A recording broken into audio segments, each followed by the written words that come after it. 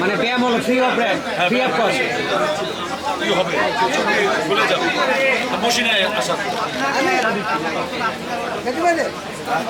কে আইতেছে ভোটার আইছে এই বলেন আপনি ভোটার আইছে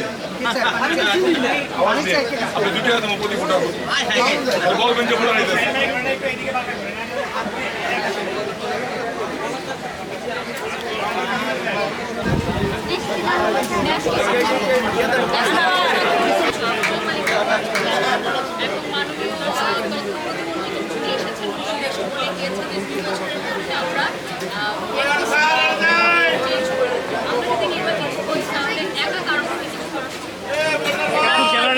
ভাই আপনি একবারে সবার মুখে পরে নেন, আপনি পরে নেন ভাই।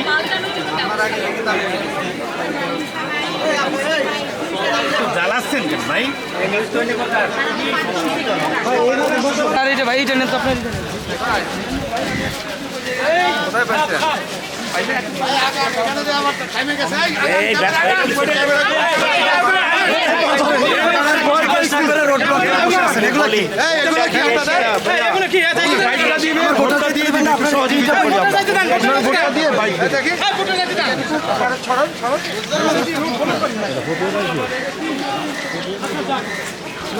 ভোটার অনেক আসবে এবং আমাদের হচ্ছে যে সেই সময়টাতে আমাদের কুইক আমরা ভোট দিতে পারবো এবং ভোটের কাস্টিংয়ের সংখ্যাও বেড়ে যাবে।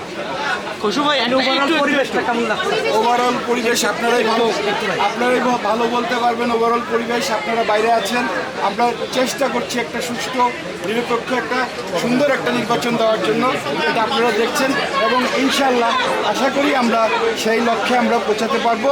ইনশাল্লাহ আমরা একটা ভালো এবং সুষ্ঠু নির্বাচন আপনারা দেখতে পাবেন। গরম কি ভোটার উপস্থিতি কম? কারণ গরম একটা বিষয়, গরম হতে পারে ভোটার উপস্থিতি কম। একটা বিষয় হচ্ছে গেট দিয়ে ঢোকার সময় বেশ কিছু সাংবাদিক আর হেনস্থা শিকার হচ্ছে আইন শৃঙ্খলা বাহিনীর দ্বারা পাস কাট থাকা সত্ত্বেও এই বিষয়টা সেটা আসলে আমাদের কিছু করার নাই, আইন শৃঙ্খলা বাহিনীর উপরে সেইভাবে নিয়ন্ত্রণ আমাদের কাজটা করে দিয়েছি। আপনাদের প্রত্যেকটা হচ্ছে সাংবাদিকদের আমরা আপনাদের আইডি কার্ড দিয়েছি।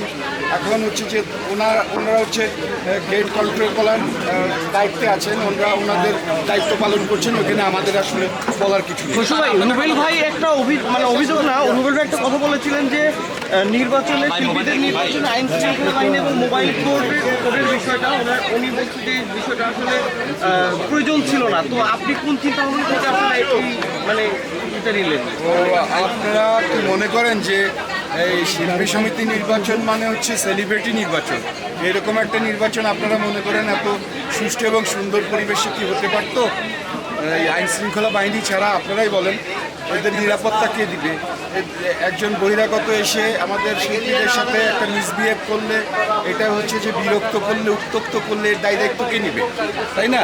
সো আমরা একটা সুন্দর পরিবেশ রেখেছি, সেটা সবার জন্যই এখন উনি বলছেন যে কেন এত নিরাপত্তা বাহিনী, ওনাদের তো কেউ ডিস্টার্ব করছে না। ভোটার এবং যারা হচ্ছে যে প্রার্থী তাদের তো কেউ ডিস্টার্ব করছে না।